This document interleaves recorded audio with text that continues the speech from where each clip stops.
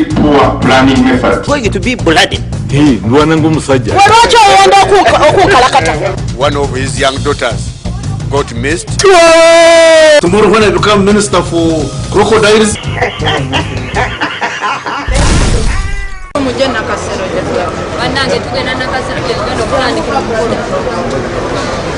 Kampala residents witnessed an unusual celebration on Thursday.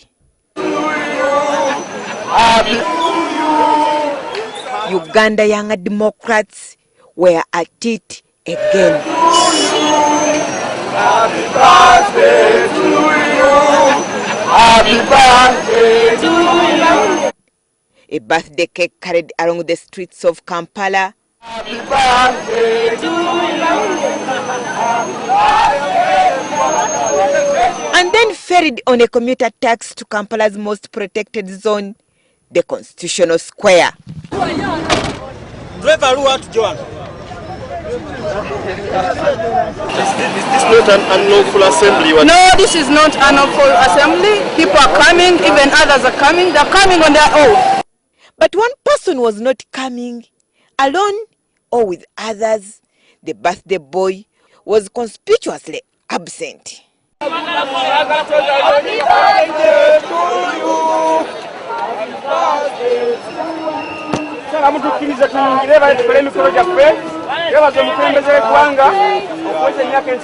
Instead, they found hawk-eyed anti-raid police ready for combat after blocking the venue of the birthday celebration.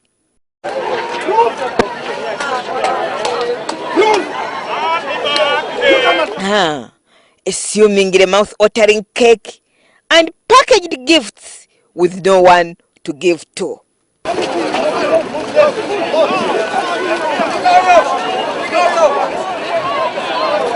Instead, a now impatient group of policemen who want nothing to do with the goodies.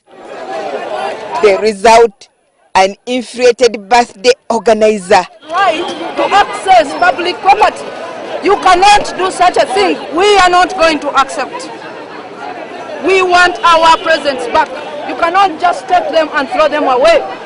The cake clearly labeled Happy Birthday 73 will probably be used as an exhibit in court. But what about the contents in the green boxes?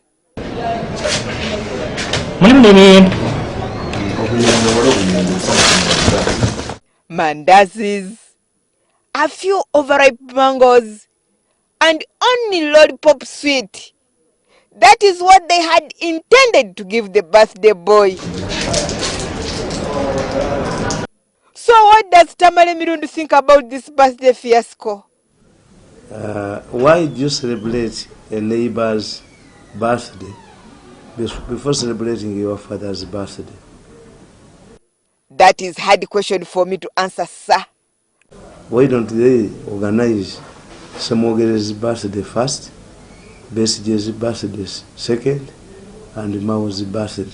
Why do they talk about the president?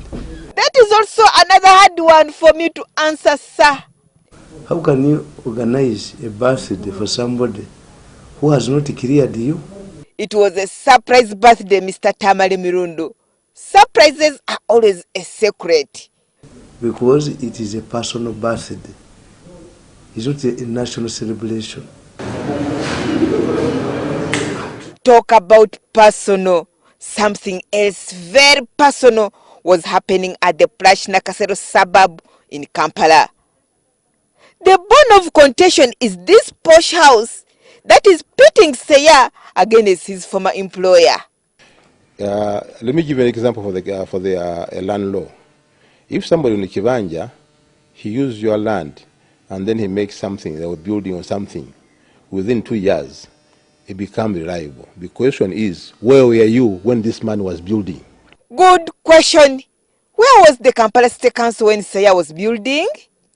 No. Then now, being that she's an officer, he's a lawyer, she could ask herself, what does the Kampala State Council done when I was repairing and renovate the house? Madam Musisi, you had Seya and even on the house keys. When she said that he has got a key, those are premature. So do you have other keys? You could not, such a kind of a big house, you could not have only one set of key. So what we did, we remove those unnecessary doors, we put in new locks. Very, very intelligent move there, Seya. And we're in position. To take the position, City Council must be in. But as far as you're concerned, they are not in, they're out. After all, yesterday they made a big mistake. They shouldn't even just be near with that property without getting what they call the court order. One day later, and without a court order, Seya says goodbye to the house, literally and under keen watch of a hawk-eyed policeman. Agnes Nandutu, point blank. Very poor planning method. Going to be bloody. One of his young daughters got missed. Tomorrow when I become minister for crocodiles,